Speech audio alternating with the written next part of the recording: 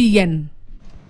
Naam, tukiachana na masuala ya kisiasa, sasa tuingilie masuala ya elimu, huku wazazi wengi wakiendelea kukumbwa na mzigo wa kutafuta karo kwa nao. Baba mmoja maeneo ya Kisimani huko Mombasa anahangaikia gharama matibabu ya jamaa wake wawili, bintie wa grade ya 8 na ambaye anaugua saratani, pamoja na mamake mzazi ambaye anaugua kisukari. Mwanawe anahitaji mamilioni ya pesa kugharamia matibabu ya saratani nchini India. Mwanahabari wetu Tobias Chanje alikutana na familia hiyo na kuandaa taarifa ifuatayo.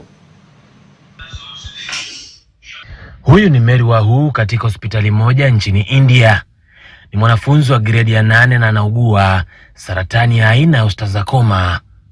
Masaibu yake yalimwanzia alipogundua uvimbe na maumivu kwenye goti lake.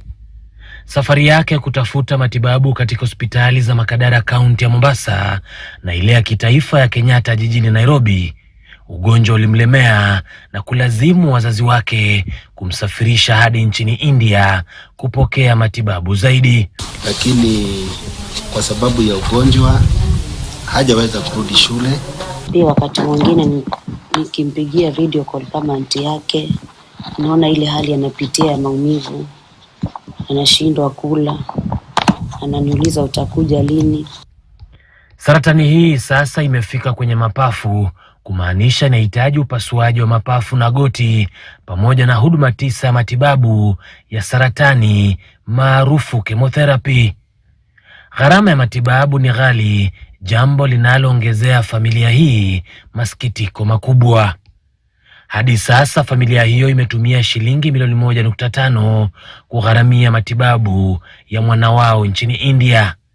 Jumla ya gharama inayohitajika ni shilingi milioni 6. Tunahitaji kufanyiwa kemo, na pia katika mapafu inasemekana ya kwamba kuna notes ambazo zimefika na anahitaji operation ya mapafu pamoja na ya goti.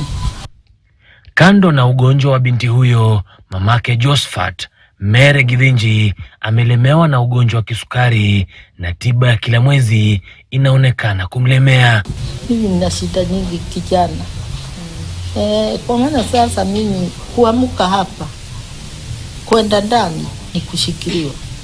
Pale naenda kulala, mpaka nilale na mtu hapo anifunike. Mimi sina mtoto mdogo, wote wameenda. Ni mimi tu peke yangu. Josephat, ambaye kazi yake ni kutafuta zabuni ya kusambaza vifaa vya ujenzi, anakabiliwa na mzigo mkubwa wa ada za hospitali pamoja na ulezi wa wanawe wengine wawili. Rafiki yake mmoja ndiye anayemsaidia kukaa na watoto hao wengine wawili, wakati yeye anajituma kutafuta hela. Yeye kila wakati alikuwa ananiambia, dadi, nataka kuwa daktari wa mifupa.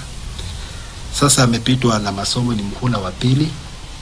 Na mahali ambapo imefika, mimi kama babake ninaona ya kwamba bila kupata msaada wa vile ambavyo atakavyotimbiwa atoke, huenda atakaa muda mrefu sana huko akisubiri. 6 million is quite pesa nyingi.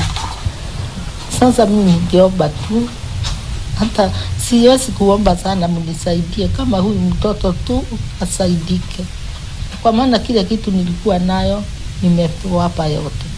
Tobias Chanje, KTN, kaunti ya Mombasa. Naam, ibada